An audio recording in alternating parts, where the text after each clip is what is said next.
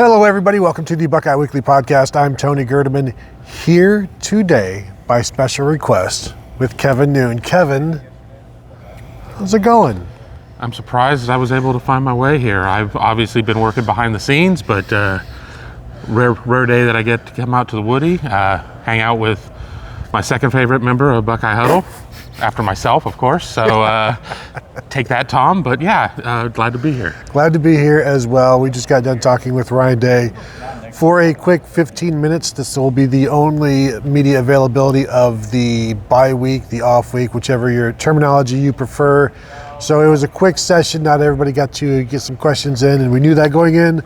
So it was a lot of elbows being thrown and things of that nature. But a few of the topics that I wanted to touch on, and I think maybe the one that is the most pressing on the entire team is the situation at right guard, Tegra Shabola, and how he's not been as good as some of the other offensive linemen. We've seen Josh Padilla mixed in there some as well.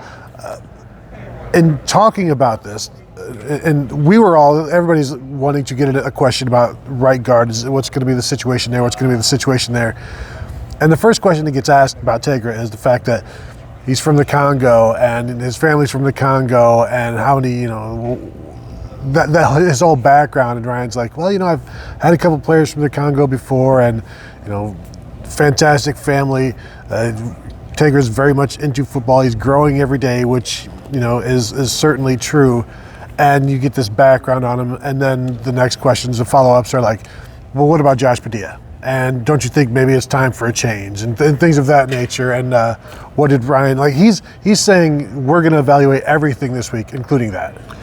They're going to have top men look into this. So that means that either Tegra or Josh is going to end up in a crate in a gigantic warehouse.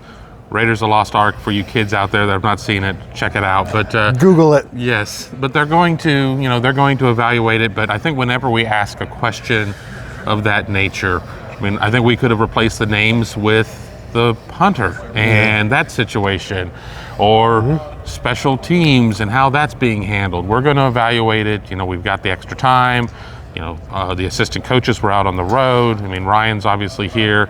I think, they'll tag in and tag out to how they're going to handle that. But, there's going to need to be some evaluation there. Tegra certainly did struggle in the most recent game against Wisconsin. And, I haven't gone back and watched the game to see every single snap that Josh Padilla may have had and if he fared significantly better or sort of better. But, it is, I think that we're really kind of splitting hairs when we talk about this Ohio State team, but this is a hair that needs to be split. Well, when we talk about this team, so often you accept or ignore, you move past all of the good, and it's just the shiny, bright object that is the problem, the one issue, the one thing, and it's like that can't be the only topic. But when everything's already understood that this works, and why isn't this working? Is it because of this one piece? Like, why isn't the running game working? Is it because of this one piece? It's no, because Josh Padilla got in there and there are still some issues. You're running into a wall of defenders. This week, they at least went away from the 13 and 14 personnel to open things up defensively, but it didn't mean they were still under. Fantastic. We got a welcome to the Buckeye Weekly Podcast, Kevin, as we got nice gator going on back there. Not sure if you can hear it, but we can hear it. Wanted to acknowledge it. Special guest star by unpopular demand. The lack of running isn't just a one-person issue. Ryan Day said it's there's technique issues as well, and didn't really have any problems with the running backs overall. Just some technique issues from the offensive line, and just moving one guy I don't think is going to solve those issues. But this is a week where they're going to evaluate everything. Like you said, they're going to tell everybody what they've done right this season, what they've done wrong this season. And when they say evaluate, when he says evaluate everything, like how much time are you spending on like Jeremiah Smith? They didn't have any deep shots for him, really. They did, but they weren't able to connect them. Obviously you need to just burn the whole sucker down and start over and kind of go from there. But seriously, I think everything is going to have to be touched to a certain extent, but some things are going to require a little more massaging. Some other things are like, and you're good. We Caleb Downs, you're good. Right. We know what you can do. You are awesome. We love you. Stay healthy. Stay safe. And other things, on the other hand, are going to need a lot of evaluation, in my opinion. And that's what you get with the open week. And an interesting factoid, not to scoop myself on a piece that I'm writing right now. Ohio State, in its last 10 games coming off of an open week, it's not a bye week. You earn a bye week. An open week is just assigned to you. Taking the COVID year out, Ohio State's average margin of victory, 27.6 points per game. All right, and so you need to beat Penn State by 4 touchdowns, essentially. I mean, it's possible. I'm not going to predict that just yet. I'll let you predict that with tail of the tape, and then our staff predictions that week. I haven't even thought about tail of the tape yet. That's. I mean, I'll start writing that on Sunday. That's future Kevin's problem. That is not present Kevin's problem. In talking about Jeremiah Smith and Carnell Tate, and Ryan Day did say it is good to allow them to get a few snaps off, and we saw Marlon Graham out there. We saw Quincy Porter out there. The hope from Ryan Day is that Bryson Rogers will be back this week and then be full go, certainly for the Penn State game. But we're starting to see Bryson Rogers, Quincy Porter got 2 catches in this game. Marlon Graham had 1 catch. Both of them looked completely comfortable doing that job in this game. Certainly looks like they could earn more snaps, more reps, and a little reminiscent to Chris Olave as a true freshman, right? Where he came on later in the season. He played a little bit early in the season, came on later in the season. The problem with comparing this season to the 2018 season, however, is there were 20 more snaps per game to do all of these different things in the 2018 season. So you're trying to squeeze a limited amount of rotation into a 67-70% of the snaps that you had back then to do with them. Wouldn't it just be nice in one game just to put it on tape? They ran like a NASCAR pace offense, and they just sat there and tried to squeeze 15 more offensive plays out there. Because, I heard a stat on the telecast along the lines of that they were like the slowest pace of play offense in the nation. And again, I understand that this is a marathon, not the Columbus Marathon where it was cold and rainy and windy and everything else, but it's a marathon and not a sprint. So you need to conserve yourself a little bit. You don't need to gas yourself, but just talking about wide receivers as you were with getting Graham and Porter and guys like that out there, you do have the opportunity to rotate guys. But there are positions maybe you're not rotating as much. But I'll tell you what I don't need to see. I don't need to see 15 to 20 more running plays, not unless they're successful. Well, and I think that's why I like the unlocking of the RPO, because they could be running plays if the numbers advantage are there.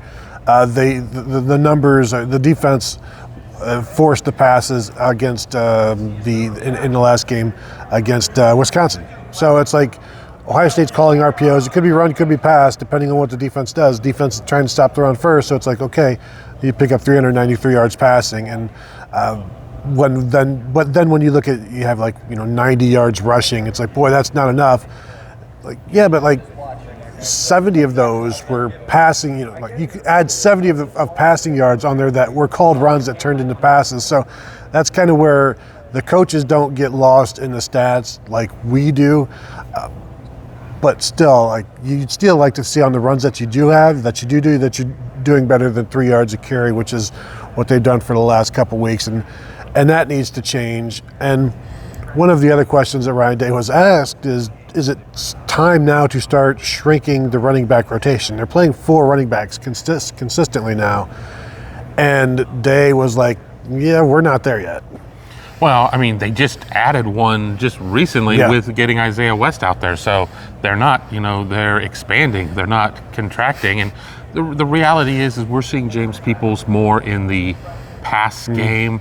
Again, a lot of them are little dump offs or whatever. I mean, is it just it's akin to a run. So, I mean, but we're not seeing him having handoffs or anything at that point. So, yeah, you would like to find a hot hand or two.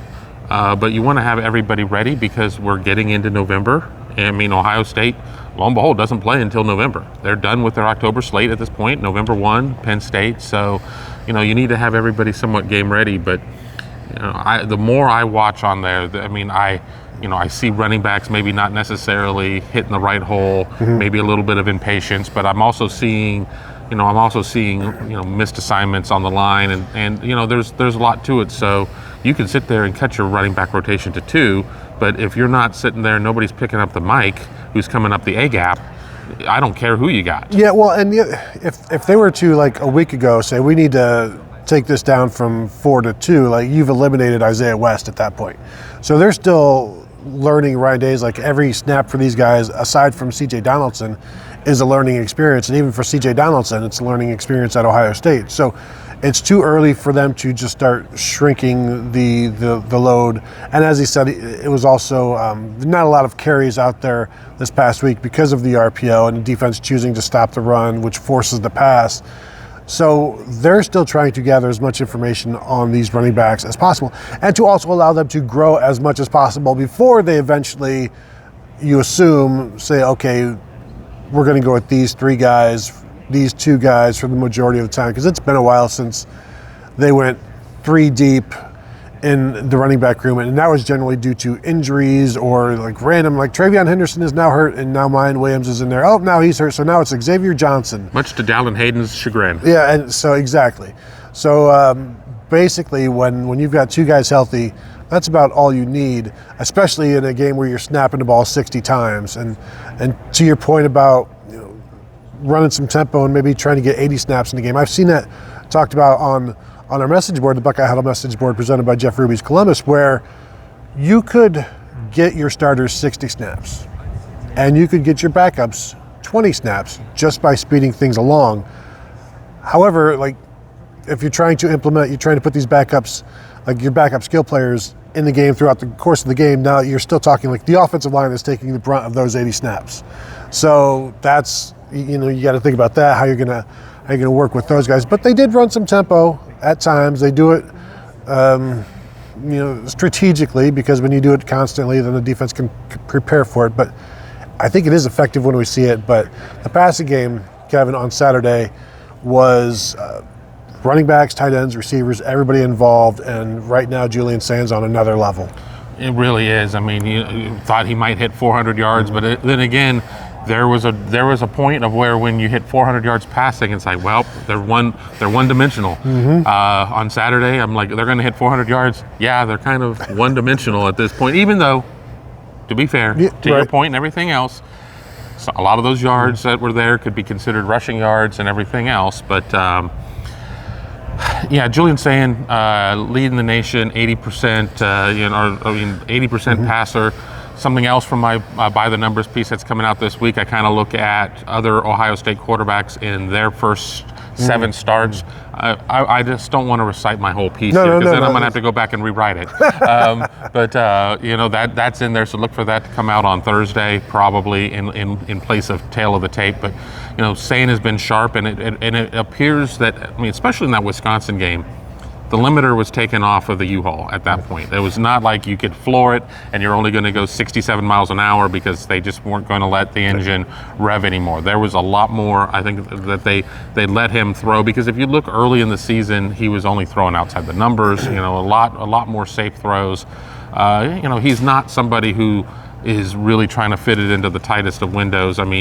A couple of the misses that I remember against Wisconsin were one-on-one coverage, maybe a little bit of an underthrow, something along that lines. But I can't say enough great things about Sayin, and I think that the numbers that I'm going to show you are going to prove that. Yeah, and I think Juck even pointed it out in one of his shows recently, where Sayin is completing about, I think, 69% of his passes, 20 yards downfield. Nice. And it's leading the nation with such numbers. And it kind of goes back to a few weeks ago when people were talking about how he's not throwing the deep ball well, and it's like, what are we considering, like 60 yards downfield? Like how far downfield does it need to be? You got to serve a meal on it for it to be a deep ball. There you go. And it can't just be pretzels and water. It's got to be legit, carving board type of stuff. But overall, I've just been really impressed. One question that I wanted to ask Ryan Day today was, so I'll ask you instead, and then I'm equally qualified. You can either have Kevin speak or Coach speak. What has been more surprising to you, Julian Sayin's overall success and accuracy, or the defense? I think for me, that's a good question. I started to answer it 2 different times, and each time I came up with with either side of there. I'm going to say Julian Sayin, and here's why. Mm-hmm. Obviously, you bring in a new defensive coordinator with Matt Patricia. You have a lot of new faces out there that have been part of the program, but I think you had a good foundation. And when you're building a house, you need to have a good foundation to build it on. And I know that Jim Knowles really has drawn the ire of Buckeye Nation on social media. It's a little exhausting at some points to watch that, but it is what it is. On the other side, you have Julian Sayin. I know that Ryan Day is kind of a quarterback whisperer. I know that they've got a good thing going. I mean, I would be remiss if I didn't talk about Billy Fessler and what he's been able to do in his time at Ohio State as well. I mean, it just got to give due where it's due. I thought that Sayin would be good, 80% good. I didn't have that. I thought, did I think Ohio State could have a top 3 national defense? No, but I thought it could be in the top 10. So I think that there's a wider variation of my expectations to reality on Sayin more so than on the defense. Yeah, and really especially when the limited sample size that we saw of Julian Sayin was nothing like the major sample size that we've seen. Because going back to spring, fall camp, even the throw against Tennessee, like the little random bits and pieces that we saw where even in here where he'd like throw out to the, try to deep out, it would skip. You'd be like, how is this guy, is this really going to be the guy? And he's in neck and neck with Lincoln Kienholz, and eventually, you go on from that. Kyle McCord neck and neck with Devin Brown. Eventually, you move on from that. But yeah, I've been blown away in the way that he is exactly what all of his teammates were saying he was. And he's what we assumed he was based on what Nick Saban thought he was. But then when you see him at practice, you're like, there were times where Lincoln Kienholz was the better quarterback. And then to see him just, once the game starts and he is unflappable, accurate, and now getting more and more aggressive, and that's going to be a bad thing for defenses. It just proves that practice is stupid. Yes, thank you. I've been trying to say this. It just proves that practice is dumb. And you, of course, you try to extrapolate what would Lincoln Kienholz look like if he were given the keys to the offense. It would be a different offense. It would be a different offense, but what would that look like? But Julian certainly has lived up to a lot of the hype, and we've heard a lot of hype come out of this building before. Mm-hmm. Oh, this guy, he's better than me when I was at that age. He's better than me when now 2 years later, and okay, debatable or whatever, but Julian Sayin being him. Yeah, it's been him, and he's on a lot of the Heisman lists. kind of in that 5th, 6th spot, depending there. I'm not sure I'm necessarily buying some of the names ahead of him, but you play against Penn State, you play against the team up north. All of that's still there before most of the Heisman ballots will come in. And I'm not saying that they need to start getting Julian Sayin bobbleheads ready for a campaign, but. It's nice hair on there. Exactly, some of that West Coast flow. I would grab me one. I think the Heisman stuff will start. It's kind of picking up, but it will be determined by the Michigan game. Okay, you beat Michigan, and now it's Julian Sayin versus Fernando Mendoza for the Big Ten title and the Heisman. Right. And in America's heartland, Indianapolis, where we all love to be. I'm not trying to wish away the rest of the season, but that will be a scene if Ohio State can make it happen, and if Indiana can make it happen. I assume Indiana can. We'll see if Ohio State can. Kevin, anything else from today that you wanted to touch on? Well, since Tony is wishing away part of the season, I know that we're not live right now, so you can't super chat, but you can super thanks us. You can sponsor a kid for camp. Sponsor us for a steak dinner in Indianapolis while you're at it. That's true. Not everybody's big enough to sit there with their hat in their hand, but if I didn't have hat hair, I would take my hat off and have it in my hand. But no, it's been great to be here.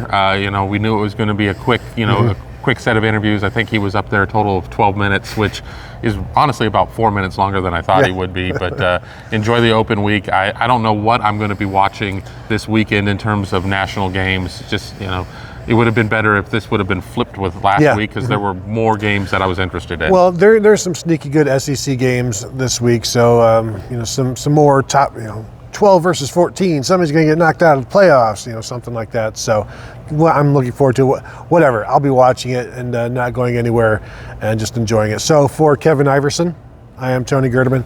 Thank you all for tuning in. Hit the thumbs up if you've not yet done so, and continue to find us at BuckeyeHuddle.com. Thank you all for tuning in, and we'll talk to you all later.